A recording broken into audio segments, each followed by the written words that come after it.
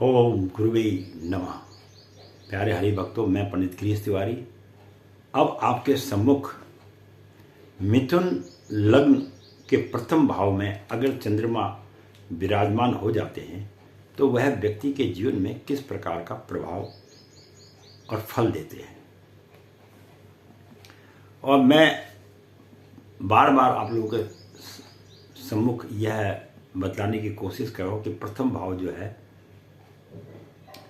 ये व्यक्ति के शारीरिक शरीर संबंधी रचना की विशेषता बतलाता है।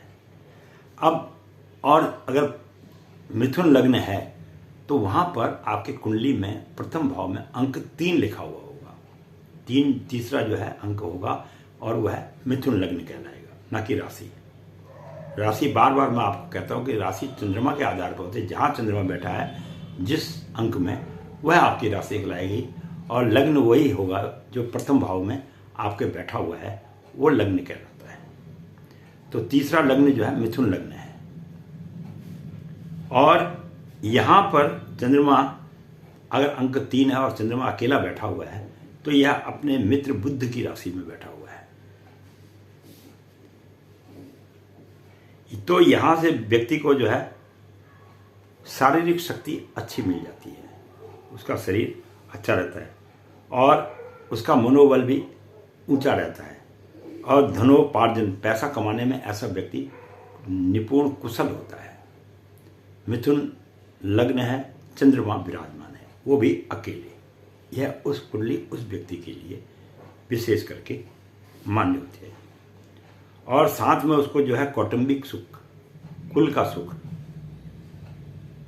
भी श्रेष्ठ रूप से प्राप्त होता है। परिवार से, कुटुंब से उसको अच्छा फल की प्राप्ति होगी। और जब यहां से चंद्रमा 7वीं दृष्टि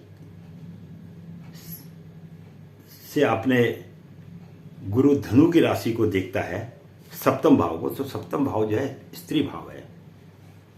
तो व्यक्ति को जो है स्त्री और व्यवसाय के पक्ष में अच्छी पकड़ की प्राप्ति होती है, सुख मिलता है। और जिसके मिथुन लग्न है और चंद्रमा विराजमान है, ऐसे व्यक्ति देखने में सुंदर, धनी, सुखी और प्रतिष्ठित आदमी होते हैं। और इसको पत्नी भी सुंदर मिलती है। बहुत ही सुंदर विषय है ये। इसको पत्नी भी सुंदर मिलती है। देखो,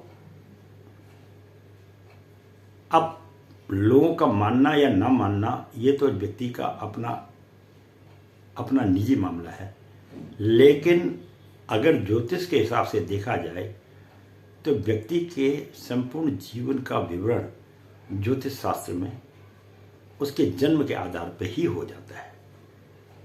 अब मैंने आपको उसमें बताया कि उसको स्त्री सुंदर मिलेगी, और अगर ऐसा नहीं है तो आप अपनी जिस व्यक्ति की कुंडली में मिथुन लग्न है, चंद्रमा अकेला बैठा हुआ है, तो उस व्यक्ति की स्त्री को देखना और वास्तविक रूप से उसकी स्त्री बहुत सुंदर होगी।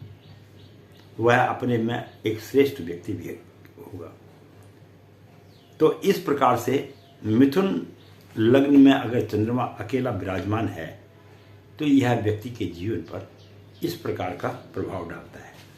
फिर भी एक ही ग्रह के बैठने से व्यक्ति के जीवन के बारे में संपूर्ण ज्ञान की प्राप्ति नहीं होती है। इसलिए अपने ग्रहों को बैलेंस में बनाए रखने के लिए व्यक्ति को जीवन काल के अंदर में 2 कार्य जरूर करने चाहिए। एक तो उन्हें अपने इष्ट का नाम और अपने पितरों का स्मरण करे, और 9 ग्रहों का मंत्रों का जप करे। और जिस समय व्यक्ति को जिस ग्रह की दशा आ रखी हो, उस समय में उस ग्रह का जाप वो जरूर करे, और वह स्वयं करे, ना कि किसी ब्राह्मण के द्वारा। क्योंकि जो व्यक्ति के जीवन में जो कष्ट उसने भुगतने हैं, वह जब तक खुद बैठ के साधना नहीं करेगा उसके कष्टों का निवारण नहीं हो सकता है। तो उन कष्टों का निवारण करने के लिए और जीवन को सुखी बनाने के लिए उसे थोड़ा बहुत जप वगैरह करना चाहिए। यही तो एक तपस्या है, इसी का नाम तपस्या है, तप है। तप से तपस्या बन गया। जो तप करता है वो तपस्वी हो जाता है और उससे उसके जीवन में सुख, शांति, समृद्धि तमाम चीज़ें प्राप्त हो जाती हैं। मैं पंडित गिरीश तिवारी अपनी वाणी को यहीं पर विश्राम दूंगा। फिर हम इसी के अनुरूप अगली वीडियो आप लोगों के सम्मुख रखेंगे। अगली वीडियो में फिर आपको नई जानकारी देंगे। बने रहिएगा, अच्छी लगे तो देखते रहिएगा, और ज़्यादा सुंदर लगे या कोई बात पूछनी हो तो आपने कमेंट्स किया कीजिएगा।